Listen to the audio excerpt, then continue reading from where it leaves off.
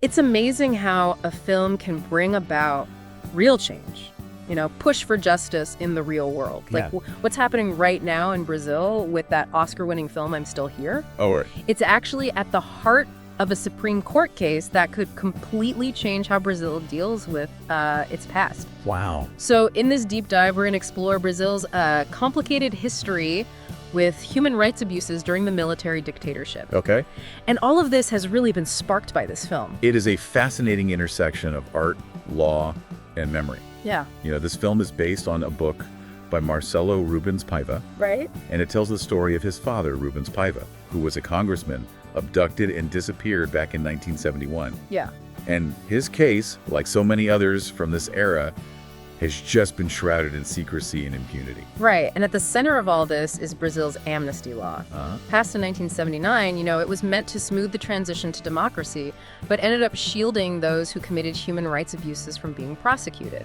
It's been a point of contention for decades, and now this film has reignited the debate about justice. Whether it can truly be achieved when the past is deliberately hidden. Right. And it's important to remember that this amnesty law, although it was designed to promote national reconciliation, it's been criticized for perpetuating this culture of impunity. Right. For a lot of Brazilians, it just represents a broken promise of justice and accountability. So how did I'm Still Here actually push this issue all the way to the Supreme Court? Well, the film's emotional impact is huge. It can't be overstated. Right. It brought the very human cost of this dictatorship into focus. Yeah. And it reminded Brazilians of all the people, thousands who were disappeared, and the families who are still searching for answers. Yeah. One Supreme Court justice, Flavio Dino, even directly referenced the film in his review of an appeal connected to the Paiva case. Wow. He acknowledged the enduring pain of thousands who are still looking for justice for their loved ones. A film influencing a Supreme Court justice. That's pretty incredible. Right. Yeah. But how many cases are we talking about here? Right. Is it really just about Rubens Paiva, or could this open the door to justice for others as well? That is the big question. Yeah. An investigation by Agência Pública, they're an independent journalism organization, they found 56 criminal cases. Okay. Filed by the Federal Public Prosecutor's Office that are about crimes that happened during the dictatorship. Right. Of those cases, 18 are directly related to disappearances and could potentially move forward if the court decides to reinterpret or overturn the amnesty law, specifically regarding these crimes. So 18 families who might finally get some answers, that's a lot riding on this. Yeah.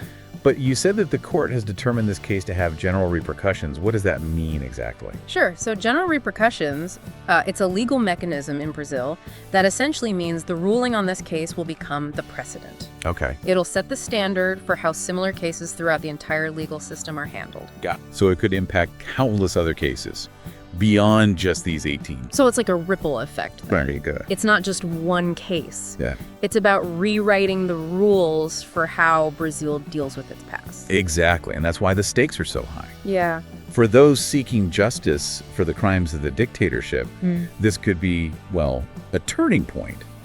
But like with any legal battle, there are significant challenges. So what exactly are those hurdles? Right. What's standing between these families and justice?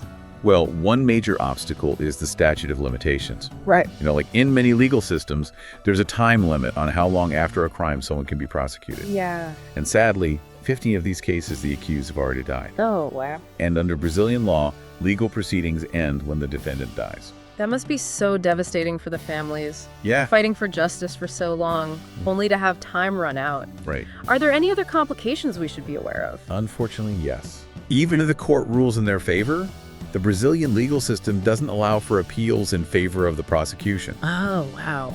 So if a case is dismissed, there's no bringing it back, Oh, wow. even if new evidence comes to light. That seems like it really hinders anyone hoping for justice. It does. It's almost like the system is protecting the perpetrators instead of the victims. Yeah. It's a system that seems to obstruct justice, not facilitate it. Yeah, it really does make you wonder. Yeah. What does justice even mean when so much time has passed? Right. When so many of the accused are gone? Yeah. And the legal system seems to be designed to block accountability instead of encourage it. Right. It's a tough question. Yeah, for sure. Yeah, it really is a question that haunts so many societies. Oh, all right.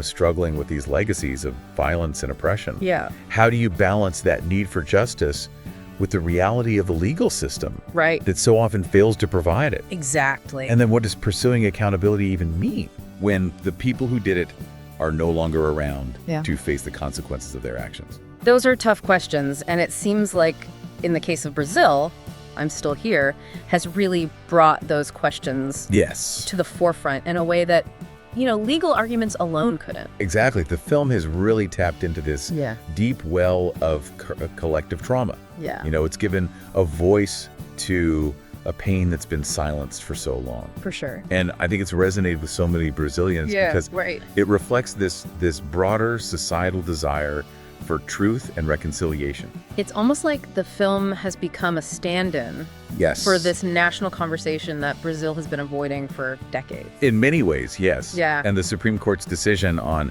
reinterpreting the amnesty law, especially as it relates to disappearances, this could be a defining moment for how the country chooses to move forward. So let's talk about those potential outcomes. Yeah. What are the different ways this could all play out? What are the possible scenarios that the Supreme Court is considering?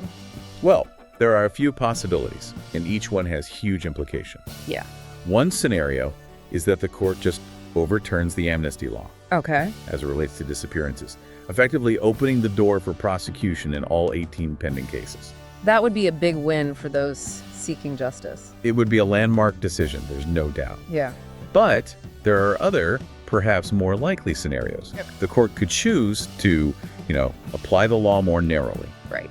Maybe only focusing on cases where there was deliberate concealment of the body. Okay.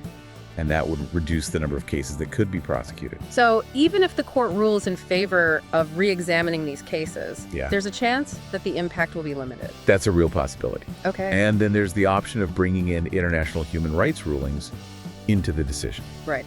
And that could open up even more cases. Wow. Maybe as many as 39. Okay. Where the defendants are still alive and those cases haven't been dismissed. So that's a pretty wide range of possibilities. It is. So as this case goes forward, what should we be watching for? Right. What will give us a clue as to which way the court is leaning? I think the most telling thing will be the language the court uses in its ruling. Okay. Will they acknowledge how serious these crimes were? Right. The systematic nature of the abuses. Okay. Will they frame this as a matter of individual accountability? Yeah. Or as a broader societal reckoning? So the specific words they use are really important. They are. It's not just the legal outcome. Exactly. But the message it sends to the country and the world. Yeah. Another key signal will be how they interpret international human rights law. Okay. Will they see these disappearances as crimes against humanity, subject to universal jurisdiction, and not bound by any statute of limitations? So the legal logic behind their decision will be key. Yeah. But what about the human side of all this? Right. We've talked about the potential legal outcomes, but what about how this affects the families who've been waiting for justice for decades? That is such a vital part of this story. Yeah. And it cannot be overlooked. For sure. The pain and the anguish of these families has only been made worse by years of silence and denial. Yeah. Just imagine spending decades searching for answers. Right. Knowing that those who committed these horrible crimes are living freely, maybe even in positions of power. It's heartbreaking. It is. And even if some of these cases do move forward, there are going to be many that remain unresolved. Sadly, that's true. Yeah. There are cases like the Rio Central bombing, the torture of Inés Etienne Romay, the murder of Vladimir Herzog, the torture of Fray Tito, and the ordeal of Carlos Marighella. Horrible crimes that don't fit the specific legal parameters of what's being debated. It's like we're shining a light on just one part of a dark room. Yeah. Even if those 18 families get justice, there's still so much darkness left. And that's where the work has to continue.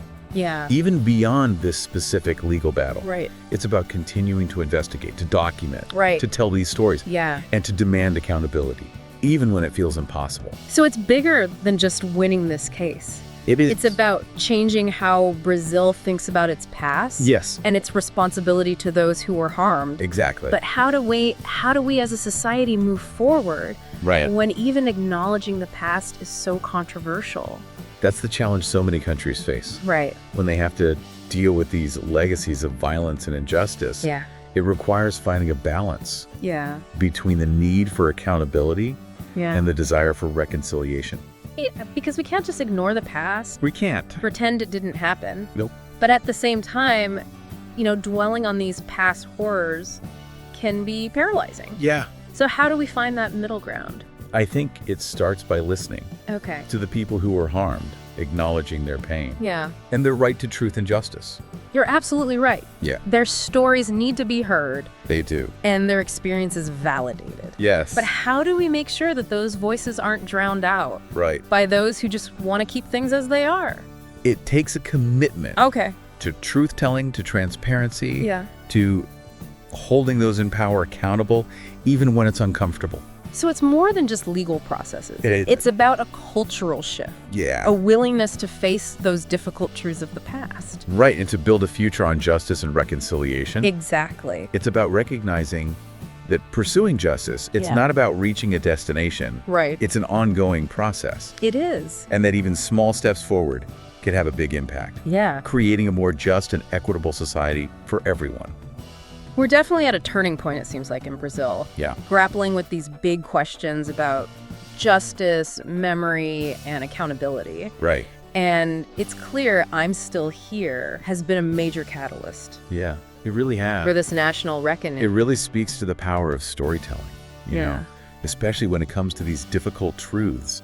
For sure. Sometimes, a film or a book or even a piece of music Right. can just unlock those emotions and get those conversations going Absolutely. in a way that you just can't achieve with typical political back and forth. It's about that human connection, right? Yeah. Helping people understand those personal stories Yeah. that are behind the headlines. Exactly. And it feels like I'm Still Here has done just that I think so. with Brazil's amnesty law. It's given a face and a voice to those victims of the dictatorship. Right. It's a reminder that these weren't just some abstract legal cases. These Yeah. were real people with families and dreams and lives that were cut short. It's true, and it's brought this issue to a global audience, too. Yeah. Winning an Oscar definitely amplifies the message, Right. and it puts pressure on Brazil to address these injustices. It's fascinating how art can have that power. Yeah.